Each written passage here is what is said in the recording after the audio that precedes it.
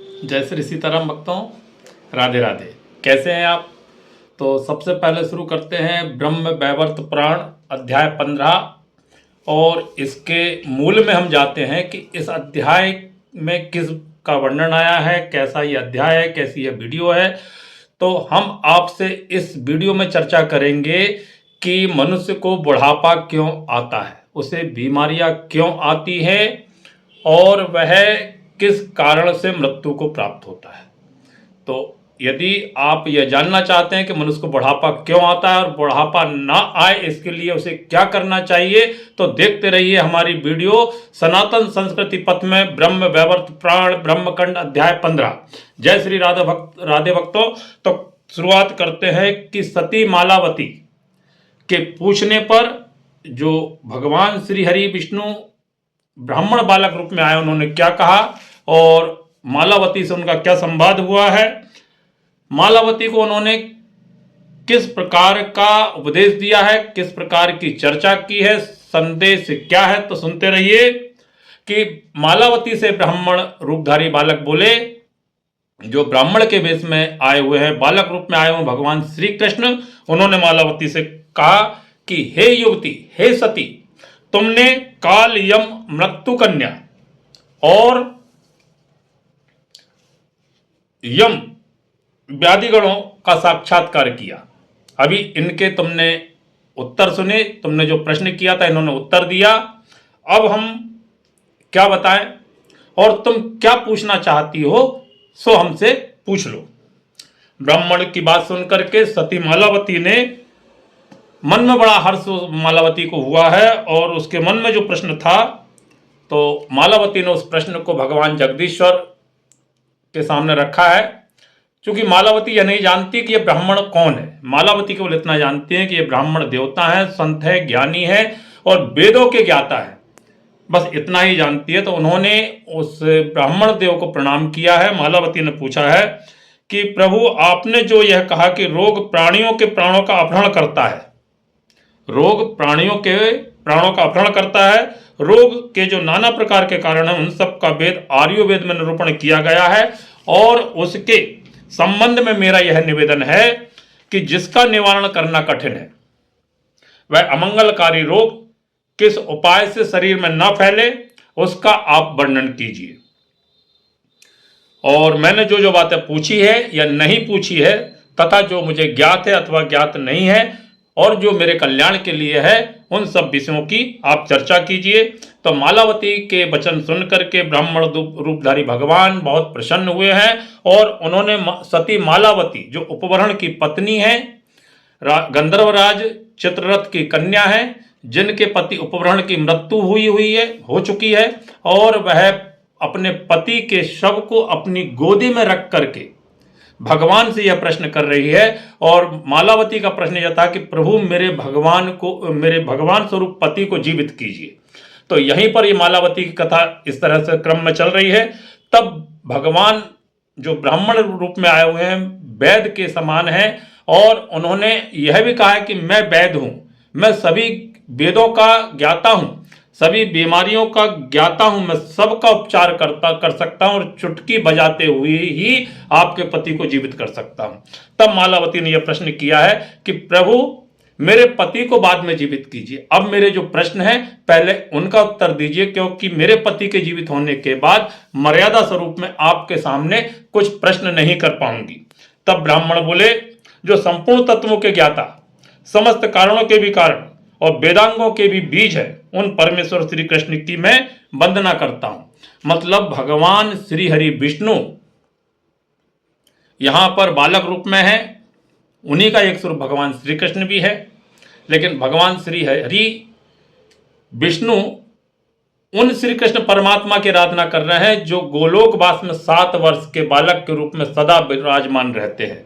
और वही 7 वर्ष के बालक जो गोलोक धाम में विराजमान है, वही इस वृंदावन में श्री बांके बिहारी, रास बिहारी, राधा वल्लभ जी, राधा रमण जी के रूप में प्रकट हुए हैं। तो यह कथा 5240 वर्ष पूर्व की नहीं बल्कि अति प्राचीन सत्य सनातन आदि प्रथम कल्प की कथा है, ब्रह्म कल्प की यह कथा है। तो ब्रह्म वैवर्त पुराण इसका नाम है, मालावती की कथा है भक्तों। तो उन ब्राह्मण स्वरूप भगवान श्री हरि ने उन गोलोक धामवासी भगवान श्री कृष्ण को प्रणाम किया है और 4 वेदों के नाम बताए हैं, यजुर्वेद, ऋजुर्वेद, सामवेद, अथर्ववेद। उन वेदों को देखकर और उनके अर्थ का विचार करके प्रजापति ने आयुर्वेदों का संकलन किया है। इस प्रकार पंचम वेद का निर्माण करके भगवान ने उसे सूर्यदेव के हाथ में दिया है। उससे सूर्यदेव ने एक स्वतंत्र संहिता बनाई है। इस कथा को देखो पूरी सुनना भक्तों। जब आप पूरी कथा सुनेंगे, 15 मिनट की यह कथा है और इस कथा के अंत में आपको इस कथा का भाव समझ में आएगा कि यह वीडियो किस उद्देश्य से बनाई गई है।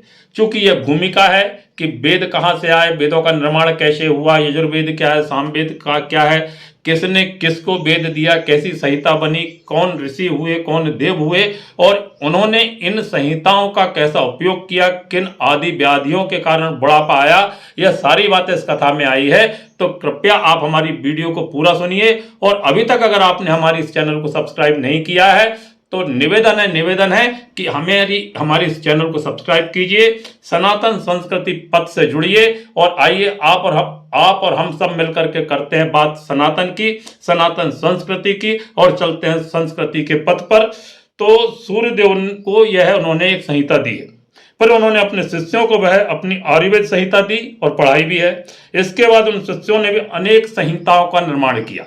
मतलब वेद संपूर्ण एक ग्रंथ है और उस वेद का एक अध्याय एक संहिता कहलाती है और एक संहिता का अध्ययन करते करते उन देवताओं का पूरा जीवन निकल गया, लेकिन वह संहिता में पूर्ण पारंगत नहीं हो पाए। यह हमारे वेदों की महिमा है। वेद इतने विशाल है। तो उन संहिताओं का निर्माण किया है।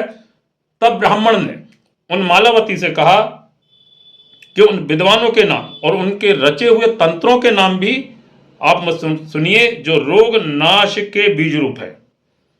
धन्वंतरी, दिवोदास, काशीराज, दोनों अश्विनी कुमार, नकुल, सहदेव, सूर्यपुत्र यम, चैवन ऋषि, जनक, बुध, जावाल, जांजलि, पैल, करत और अगस्त, ये 16 विद्वान वेदांगों के ज्ञाता तथा रोगों के नाशक वैद हैं। तो भक्तों, इस ब्रह्मांड में केवल ये 16 ही वैद हैं जिनके नाम यहां पर आए हैं, जो कि आदि व्याधि रोग के बारे में पूर्ण ज्ञान रखते हैं। तो आगे ब्राह्मण देवता ने कहा, मालावती, सबसे पहले भगवान धन्वंतरी ने चिकित्सा तत्व विज्ञान नामक एक मनोहर तंत्र का निर्माण किया है। फिर दिवोदास ने चिकित्सा दर्पण का निर्माण किया है। काशीराज ने चिकित्सा कौमुदी का निर्माण किया है। अश्विनी कुमारों ने चिकित्सा सार तंत्र का रचना की है, जो भ्रम का निवारण करता है और वैदक सर्वस्व नामक तंत्र बनाया है। सहदेव ने व्याधि सिंधु विवर्धन नामक ग्रंथ तैयार किया है। यमराज ने ज्ञान अर्णव नामक महातंत्र की रचना की है। भगवान चैवन मुनि ने जीवन दान नामक ग्रंथ बनाया है। योगी जनक ने वैद संदेह भंजन नामक ग्रंथ बनाया है। चंद्र कुमार बुध ने सर्वसार, जावाल ने तंत्रासार और जाजली मुनि ने वेदांग नामक तंत्र की रचना की है। पैल ने निदान तंत्र, करत ने उत्तम सर्वधर तंत्र तथा अगस्त जी ने दैध्य निर्माण तंत्र का निर्माण किया है। ये 16 तंत्र चिकित्सक शास्त्र के मुख्य बीज हैं। ये रोग नाश के कारण हैं तथा शरीर में बल का आधान करने वाले हैं। मतलब जो अभी हमने 16 वेद और इनके द्वारा निर्माण, इनके द्वारा रचित, इनके द्वारा व्याख्या की गई इन तंत्र सार वेद की पुस्तकों का जो हमने वर्णन किया है, इन पुस्तकों में संसार में जो बीमारी आ चुकी है, जो बीमारी वर्तमान में है और जो बीमारियां भविष्य में आने वाली है, उन सब का उपाय और निदान यहाँ पर लिखा हुआ है और उनका कारण भी लिखा हुआ है कि यह बीमारी क्यों आई थी, क्यों आई है, क्यों आएगी और यदि आप इनसे बचना चाहते हैं तो आपको क्या क्या उपाय करना होगा ताकि आप किसी भी प्रकार की कोई आदि व्याधि बीमारियों से बचे रहें। तो आयुर्वेद के समुद्र को ज्ञान रूपी मथानी से मत कर विद्वानों ने उसे नवनीत स्वरूप ये तंत्र ग्रंथ प्रकट किए हैं। तो हे मालावती, इन सबको क्रमशः देखकर तुम दिव्य भास्कर संहिता का तथा सर्वबीज स्वरूप आयुर्वेद का पूर्णतः ज्ञान प्राप्त कर लोगी। ब्राह्मण ने कहा कि जब हम आपको इनकी व्याख्या बताएंगे तो हे देवी, आप आने वाले समय में भी इन विधियों का उपयोग करके अपने आप को स्वस्थ रख सकोगी, अपने पति को भी स्वस्थ रख सकोगी, और हम जो बता रहे हैं इसे सुनकर के जनमानस का भी कल्याण होगा। आयुर्वेद के अनुसार रोगों का परिज्ञान करके वेदना को रोक देना, इतना ही वैद्य का वैधत्व है। वैद्य आयु का स्वामी नहीं है, वह उसे घटा अथवा बढ़ा नहीं सकता। चिकित्सक आयुर्वेद का ज्ञाता, चिकित्सा की क्रिया को यथार्थ रूप से जानने वाला धर्मनिष्ठ और दयालु होता है, इसलिए उसे वैद्य कहा गया है। जैसे दारुण ज्वर, बुखार, ताप समस्त रोगों का जनक है, उसे रोकना कठिन होता है, वह शिव का भक्त है। यहां पर ज्वर जो है उसे, यह भी एक बीमारी है, व्याधि है, और यह बीमारी व्याधि कहां से आई है इसका भी हम एक वीडियो में व्याख्यान करेंगे कि कितने प्रकार की बीमारियां होती हैं, इनके पिता कौन है और ये कैसे उत्पत्ति हुई। पिछला वर्णन हमने किया था कि आप अगर हमारे अध्याय 1 और 2 का वीडियो को देखेंगे तो उसमें इनका थोड़ा सा वर्णन आपको सुनने को मिल जाएगा। तो यह ज्वर जो है वह शिव का भक्त है और योगी है, उसका स्वभाव निष्ठुर होता है। ज्वर जो बुखार ताप होता है उसका स्वभाव निष्ठुर होता है। वह आकृति विकृत विकराल है, उसके 3 पैर, 3 सिर, 6 हाथ और 9 नेत्र है। वह भयंकर ज्वर काल अंतक और यम के समान विनाशकारी होता है। भस्म ही उसका अस्त्र है तथा रुद्र उसके देवता है। मंदाग्नि उसका जनक है। मंदाग्नि के जनक 3 है, बात, पित्त और कफ, ये ही प्राणियों को दुख देने वाले। जो व्याधि होती है तो बीमारी एकदम से नहीं आ जाती, बीमारी आने के पहले उसके कुछ संकेत आते हैं, जैसे बात, पित्त और कफ, ये ही प्राणियों को दुख देने वाले होते हैं। बातज, पित्तज और कफज, ये 3 ज्वर के 3 भेद हैं। ये ज्वर के 3 प्रकार के भेद बताए गए हैं। एक चौथा ज्वर भी होता है जिसे त्रयोदोषज भी कहते हैं। पांडु, कामल, कुष्ठ, शोथ, प्लीहा, सूलक ज्वर, अतिसार, संग्रहणी, खांसी, व्रण, फोड़ा, हलिमक, मूत्रकृच्छ, रक्त विकार, रक्त दोष उत्पन्न होने वाला गुल्म, विस्मेह, कुब्ज, गोद, गलगंड, घोघा, घेगा के नाम से यह बीमारी होती है। भ्रमरी, सन्निपात, विसूचिका, हैजा और दारुणी आदि अनेक रोग हैं। इन्हीं के भेद और प्रभेदों को लेकर 64 रोग माने गए हैं। मतलब रोग कितने प्रकार के होते हैं? 64। और फिर उनकी अगर व्याख्या कर दी जाए, उनकी संधि विच्छेद कर दी जाए, उनकी व्याकरण निकाल दी जाए तो रोग फिर इन्हीं से कई प्रकार के उत्पन्न होकर के अनेक रोग बन जाते हैं। ये 64 रोग कहाँ है से आए हैं? तो ये रोग ही शास्त्रों में मृत्यु कन्या के पुत्र बताए गए हैं। मृत्यु कन्या के पुत्र कितने हैं? 64। और उन पुत्रों के नाम क्या है? ये रोग ही उनके पुत्र हैं और यही उनके नाम है। और जरा उसकी पुत्री है। जरा अपने भाइयों के साथ सदा भूतल पर भ्रमण क्रिया करती है। ये सब रोग उस मनुष्य के पास नहीं जाते जो इनके निवारण का उपाय जानता है और संयम से रहता है। यहां पर ब्रह्म वैवर्त पुराण की कथा कहती है कि मनुष्य को संयम से रहना चाहिए। उसे देखकर वे लोग उसी तरह भागते जैसे गरुड़ को देख करके सांप भाग जाते हैं। जो मनुष्य अपने नियम और संयम से रहता है, यानी कि यम नियमों का पालन करता है। यम नियमों की शास्त्रों में व्याख्या आई है कि मनुष्य को जीने के लिए किन यम नियमों का पालन करना चाहिए। यदि मनुष्य यम नियमों से रहता है तो उसके जीवन में कभी किसी भी प्रकार की कोई बहुत बड़ी आदि व्याधि रोग नहीं आएगी। ये मृत्यु कन्या के पुत्रों का उससे दूर दूर तक कोई नाता नहीं रहेगा। भक्तों, नेत्रों, जैसे नेत्रों को जल से धोना, प्रतिदिन हमें नेत्रों को ठंडे जल से धोना चाहिए। प्रतिदिन व्यायाम करना चाहिए। पैरों के तलवों में तेल मालिश करना चाहिए। दोनों कानों में तेल डालना चाहिए और हमें मस्तक पर अपने बालों में भी तेल लगाना चाहिए। वर्तमान समय में हम देखते हैं कि लोग बड़े बड़े बाल रखते हैं लेकिन बालों में तेल नहीं डालते हैं। कहते हैं साहब बाल चिपक जाएंगे, सुंदरता बिगड़ जाएगी। अब जब सुंदरता को बनाए रखना चाहोगे तो यह शरीर ही एक दिन बिगड़ जाएगा। यम नियमों का पालन कीजिए। यह बात हम प्रमाण के साथ में कहते हैं। शास्त्रों में इसका वर्णन आया है कि आपकी सुंदरता नहीं बिगड़ेगी, जीवन भर आप स्वस्थ रहेंगे, आरोग्य रहेंगे, दीर्घायु को प्राप्त होंगे। यह प्रयोग जरा और व्याधि का नाश करने वाला है। मतलब जो शास्त्रों में बात आई है कि आपको क्या क्या करना है, अगर आप इन यम नियमों का पालन करते हैं तो इससे आपको किसी भी प्रकार की बीमारी नहीं आएगी। जो बसंत ऋतु में भ्रमण, स्वल्प मात्रा में अग्नि सेवन तथा नई अवस्था वाली भार्या का यथासंभव उपभोग करता है, उसके पास जरा अवस्था नहीं जाती। ग्रीष्म ऋतु में जो तालाब या पोखर के शीतल जल में स्नान करता है, घिसा हुआ चंदन माथे पर लगाता है, वायु सेवन करता है, उसके निकट जरा अवस्था नहीं जाती। भक्तों, यहाँ पर एक बात आई है कि माथे पर चंदन क्यों लगाना चाहिए, तिलक क्यों लगाना चाहिए। तो यह हमारी हिंदू सनातन संस्कृति की एक धारा है, हमें अपने माथों पर तिलक लगाना चाहिए। और इसका वैज्ञानिक कारण भी शास्त्र में लिखा हुआ है कि यदि अगर आप अपने माथे पर तिलक लगाते हैं तो आप कई प्रकार की बीमारियों से बचते हैं। यह माथे पर चंदन का तिलक आपको जरा नामक बीमारी से, व्याधि से बचाता है।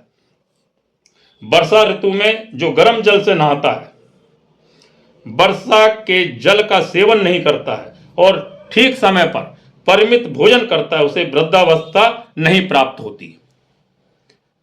जो शरद ऋतु की प्रचंड धूप का सेवन नहीं करता, मतलब जब सर्दी पड़ती है तो हमें धूप में अपने आप को सेंकना चाहिए। जिसको लोग कहते हैं आप क्या कर रहे हैं, बोले विटामिन डी ले रहे हैं, तो विटामिन डी लेते रहना चाहिए, धूप का सेवन करना चाहिए। उसे घूमना फिरना, धूप का सेवन नहीं करता, उसमें घूमना फिरना छोड़ देता है, कुएं बावड़ी या तालाब के जल में नहाता है और परिमित भोजन करता है, उसके पास वृद्धावस्था नहीं फटकने पाती। मतलब ये यम नियम आए हमारे यहाँ। यम नियम की कोई अलग से सूची नहीं है कि साहब हमें क्या करना है क्या नहीं करना है। शीत ऋतु है तो शीत ऋतु के अनुसार शास्त्रों में क्या वर्णन आया है, बरसात आई तो बरसात में क्या वर्णन आया है, ग्रीष्म ऋतु में आई है तो ग्रीष्म ऋतु में हमारी जीवनचर्या क्या होना चाहिए। इन नियमों का पालन अगर हम करते हैं तो यही यम नियम कहलाते हैं। और यम नियमों का पालन करने से हमें आदि व्याधि बीमारी जरा अवस्था हमारे पास तक नहीं फटक पाती। जो हेमंत ऋतु में प्रातःकाल अथवा किसी नदी तालाब के जल में स्नान करता है, यथा समय आग तापता तुरंत की तैयार की हुई गरम गरम रसोई भोजन प्राप्त करता है, उसके पास जरा अवस्था नहीं आती है। जो शिशिर ऋतु में गर्म कपड़े, प्रज्वलित अग्नि और नए बने हुए गरम गरम अन्न का सेवन करता है तथा गर्म जल से ही स्नान करता है, उसके समीप वृद्ध अवस्था तक पहुंच नहीं पाती है। जो तुरंत के बने हुए ताजे अन्न का, खीर और घृत का तथा समय अनुसार तरुण स्त्री का उचित सेवन करता है, वृद्धावस्था उसके पास नहीं निकट पहुंच पाती है। आगे ब्रह्मवैवर्त पुराण की कथा कहती है कि जो लोग भूख लगने पर भी उत्तम अन्न खाता है, प्यास लगने पर ठंडा जल पीता है, प्रतिदिन तांबुल का सेवन करता है, उसके पास वृद्धावस्था नहीं पहुंचती। तांबुल से अभिप्राय यहां पर तंबाकू के सेवन से नहीं है भक्तों। तांबुल अर्थात पान का यहां पर वर्णन आया है, नहीं तो आप समझ लेंगे कि सब तंबाकू खाना चाहिए। तंबाकू बिल्कुल नहीं खाना चाहिए, तंबाकू का सेवन नहीं करना चाहिए। जो प्रतिदिन दही, ताजा मक्खन और गुड़ खाता है, संयम से रहता है, उसके समीप भी जरा अवस्था नहीं आती है। अब यहां पर एक बहुत बड़ी बात आई है। लोग कहते हैं कि साहब मांस मछली खाने से भी विटामिन की प्राप्ति होती है और हम बीमारियों से बचते हैं। तो हमारे शास्त्र क्या कहते हैं ये हम आपको बताते हैं।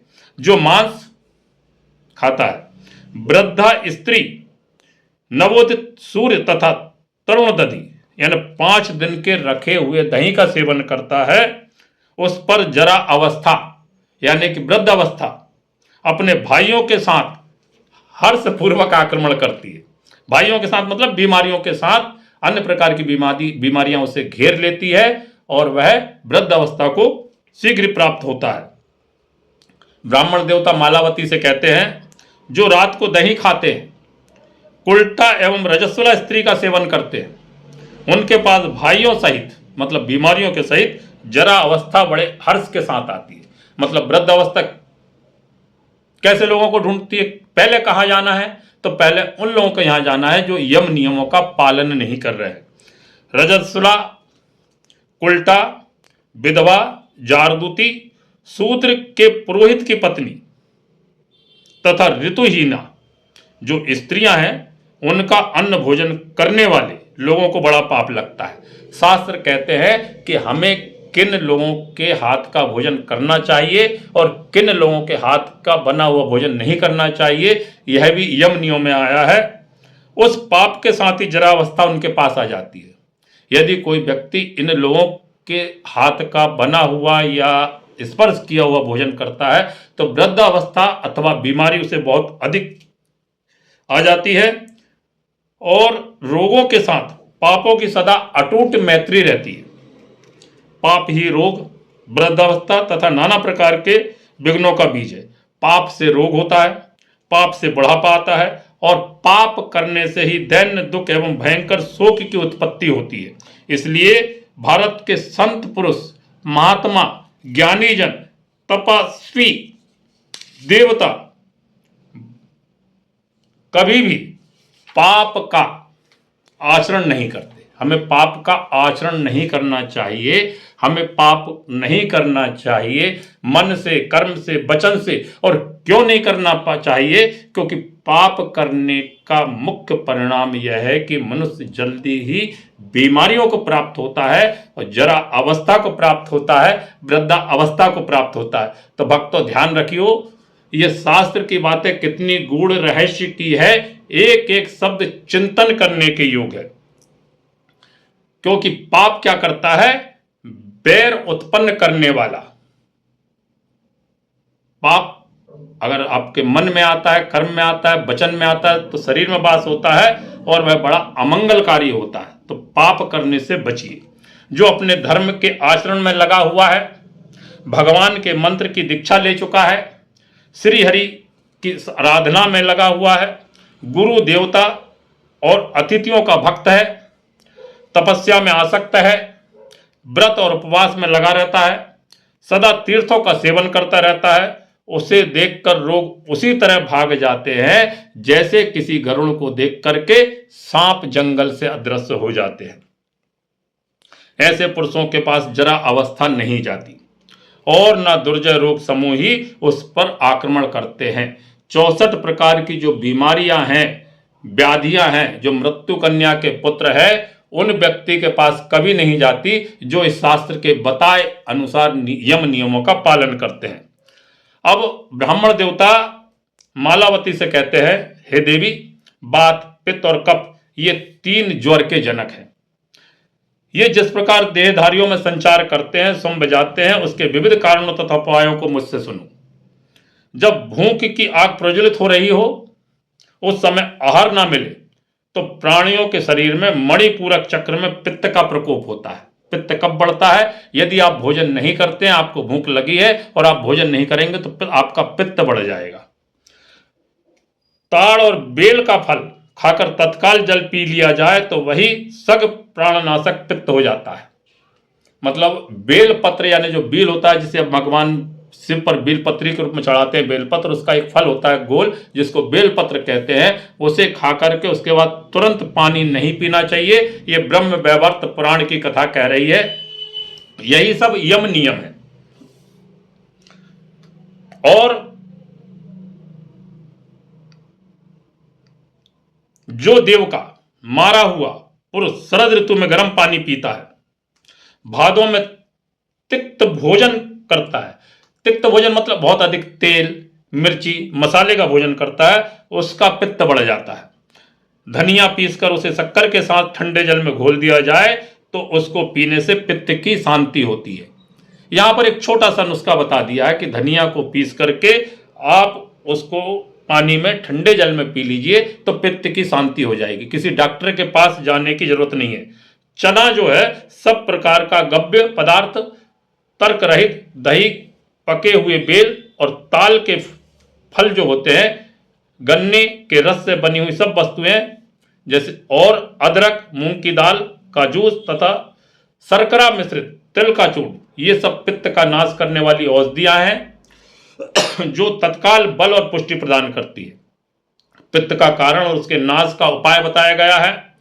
अब ब्राह्मण देवता मालावती, सती मालावती से दूसरी बात बता रहे हैं कि हे देवी, अब मुझसे एक महत्वपूर्ण बात और सुनिए। भोजन के बाद तुरंत स्नान नहीं करना चाहिए। बिना प्यास के जल नहीं पीना चाहिए। सारे शरीर में तिल का तेल मलना, स्निग्ध तेल तथा आंवले के द्रव्य का सेवन, बासी अन्न का भोजन, तर्कपान, केले का पका हुआ फल, दही, वर्षा का जल, शक्कर का शरबत, अत्यंत चिकनाई से युक्त जल का सेवन, नारियल का जल, बासी पानी से रूखा स्नान, बिना तेल लगाए नहाना। बासी रूखे जो स्नान बताया है मतलब बिना तेल लगाए नहाना, तरबूज के पके फल खाना, ककड़ी के अधिक पके हुए फल का सेवन करना, वर्षा ऋतु में तालाब में नहाना और मूली खाना, इन सब से कफ की वृद्धि होती है। वह कफ ब्रह्मरंध्र में जाकर के उत्पन्न होता है। महान वीर नाशक माना गया है ये। हे गंधर्व नंदिनी, मतलब मालावती जो सती मालावती है, गंधर्व राज चित्ररथ की कन्या उपवरण की पत्नी है, तो उन्हें गंधर्व नंदिनी भी कहा गया है। आग तपाकर शरीर से पसीना निकालना, आग ताप करके शरीर से पसीना निकालना, भूंजी हुई भांग का सेवन करना, पकाए हुए तेल विशेष को काम में लाना, घूमना, सूखे पदार्थ खाना, सूखी पकी हरेर का सेवन करना, कच्चा पिंडारा, पिंडारक एक खाने का पदार्थ होता है, कच्चा केला खाना, बेशवार और पिसा हुआ जीरा, मिर्च, लौंग आदि मसाला, सिंधुवार या निर्गुणी अनाहार, उपवास, अपानक, पानी न पीना, घृत मिश्रित रोचना, पूर्ण घी मिलाया हुआ सूखा शक्कर, काली मिर्च, पिप्पल, सुखाद्रक, जावक, अष्टवृत औषधि विशेष तथा मधु ये द्रव्य तत्काल कफ को दूर करने वाले तथा बल और पुष्टि देने वाले हैं। मतलब हमारे आयुर्वेद में घरेलू नुस्खे बताए हुए हैं। अगर आप आयुर्वेद की जो एक छोटी सी किताब आती है, अगर आप वह भी लेकर के जाएंगे तो ये कफ पित्त आदि छोटी छोटी बीमारियों का आप खुद भी नाश कर सकते हैं और अपने यम नियमों का पालन बड़ी आसानी से कर सकते हैं।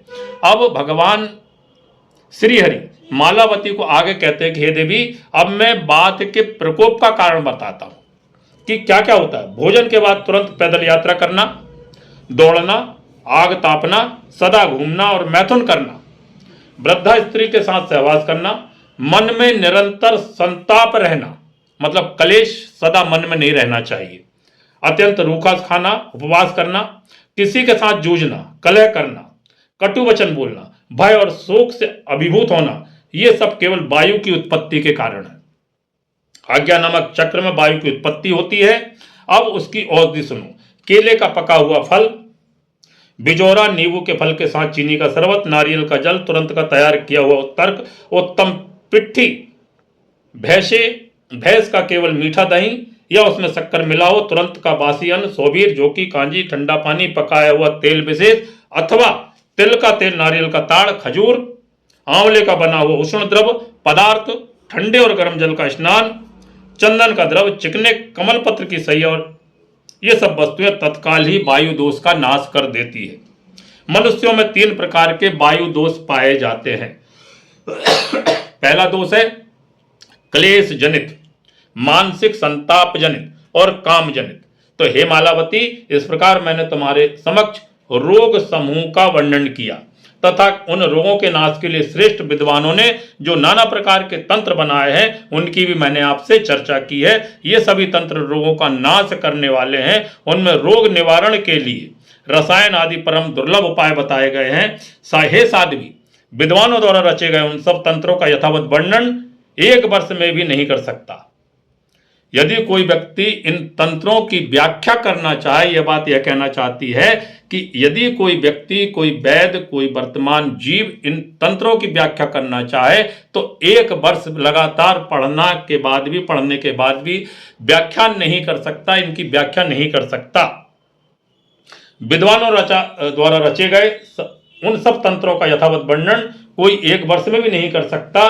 हे मालावती, बताओ तुम्हारे प्राण वल्लभ की मृत्यु किस रोग से हुई है, मैं उसका उपाय करूंगा जिससे यह जीवित हो जाएंगे। तो ब्राह्मण देवता ने इस बात की, अब आप विचार करेंगे कि मालावती की कथा चल रही थी, मालावती का व्याख्यान चल रहा था, सती मालावती के पति की मृत्यु हुई है और ब्राह्मण देवता उस मालावती को जीवित करने के लिए आए हैं और मालावती ने उनसे प्रार्थना की है। तो फिर यह प्रश्न यहाँ ये जड़ी बूटी तंत्रोक्त और वेद और यजुर्वेद की बात कहाँ से आ गई? तो यह बात यहाँ पर भगवान ने इसलिए बताई है कि हे मालावती, आप अपने पति के साथ रहती थी, तो इन किन कारणों से, किन यम नियमों का आपके पति ने पालन नहीं किया, किस रोग से मृत्यु हुई है, यह कृपया मुझे बताइए, क्योंकि मैं ब्राह्मण संत इन सभी वेद तंत्रों का ज्ञाता हूं और मैं आपके पति को जीवित कर सकता हूं। इसलिए यह बात यहां पर इस ब्रह्मखंड के 15वें अध्याय में आई है।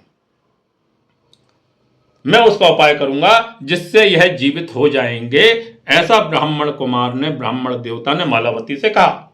अब आगे सौती मुनि जो सौनक जी महाराज को कथा सुना रहे हैं, तो सौती मुनि कहते हैं कि ब्राह्मण की यह बात सुन करके गंधर्व राजकुमारी चित्ररथ पुत्री मालावती ने प्रसन्न होकर उनसे कहा, और मालावती ने कहा कि हे ब्राह्मण देवता, सभा में लज्जित हुए मेरे प्रियतम ने ब्रह्मा जी के श्राप के कारण योग बल से प्राणों का परित्याग किया है।